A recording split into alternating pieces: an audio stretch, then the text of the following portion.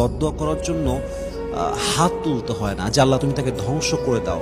কিছু মানুষের দেওয়া আঘাতে মানুষ তার বুকে যে পরিমাণ কষ্ট পায়, তার যে আঘাতটা, তার যে মানসিক যন্ত্রণাটা সে পায়, ওই যন্ত্রণাই আপনার জন্য আযাবের কারণ হয়ে যায়। এটা আমরা বুঝি না। মাজলুমের বদদোয়ার জন্য হাত তুলতে হয় না। তার মনের কষ্ট, তার চাপা কান্না, তার চোখের পানি, তার রাত জাগা, তার প্রত্যেকটা সেকেন্ডের কষ্ট আপনার জন্য আযাব হতে পারে। এজন্য একটু ভেবে নেবেন যে আপনি কাকে কষ্ট দিচ্ছেন।